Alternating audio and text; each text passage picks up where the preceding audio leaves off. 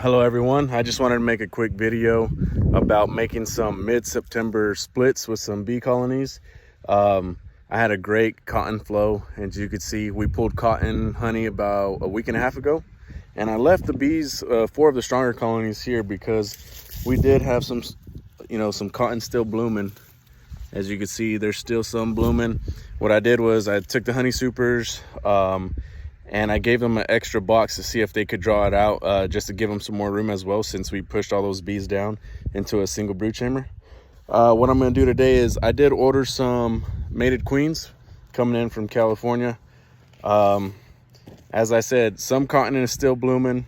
You see some everywhere, but you also see the actual cotton bulbs are actually coming out as well. It is mid-September. Normally wouldn't do something like this, but bees were strong, lots of honey in the brood, lots of excess honey. I want to go ahead and get some more numbers. If I have to overwinter in a nook, I'm going to, but I just want to bring you along and show you what I'm going to be doing. I'm going to be preparing for splits right now. Which I'm going to do is shake all the bees to the bottom box, bring some brood up, put a queen excluder, and tomorrow when the queens get in, I'll just steal my frames of brood and nurse bees. Well, hopefully the bees are not too aggressive today. It's just 4 of the bigger colonies. They're mainly just in one brood chamber, but I gave them some more room and tried to get them to draw some out, since there was still a little flow going on. My smoker is not going to be with me today, as the torch that I normally use to light it is not working, and I don't have a lighter, so we're just going to pop in here and see what they look like. Like I said, the top box is empty with just foundations. I did bring 1 frame of brood up just to try to help them get drawing out. So let's see, we've got bees in here, and try to do this with one hand as well. I do need to be better at recording. Maybe next year I'll get like a GoPro or something.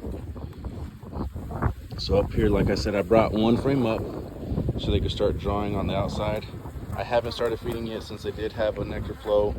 They really wouldn't have touched it, and you can hear the bees getting a little agitated. I'm just going to peek in here. They've had this for 10 days or so, and they've drawn out. 1, 2, let's see how far this way. And they started on this one as well. So these girls are pretty angry. They've drawn that out as well. So here in just 10 days alone, they've drawn out 1, 2, 3, 4, 5.5 frames of bees, or of wax, I'm sorry. So that's good for mid-September to now.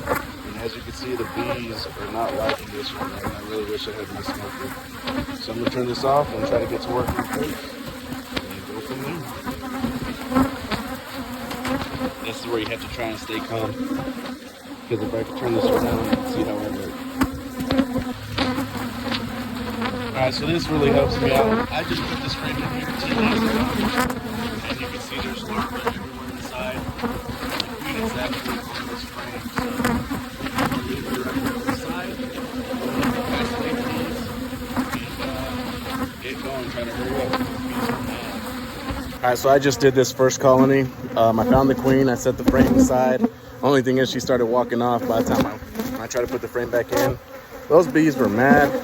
This is after I've calmed them down in my truck with the AC on. But you can see they just angry as could be. So I'm gonna go to the next one. The queen started walking, and I can't turn the screen around. The queen started walking in that tall grass, but it's pretty much a ladder, so I'm pretty sure hopefully she'll climb back up there. I'm gonna go to the next one. I wish I could see my phone. It's ridiculous. So, want to see what happens. I'm going to try to go to the mirror so you can see my phone. So, if you can see my phone here,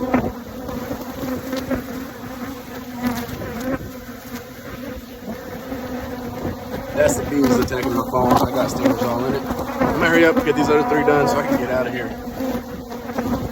Yeah, and I just wanted to show y'all what I have to deal with. I hate these genetics. That's why I bought some queens. They're covering the phone. You can't even see it. It is freaking ridiculous. Stinging me all in my pants. Look at this. That is crazy ridiculous. That is not what I want in my genetics from my yards.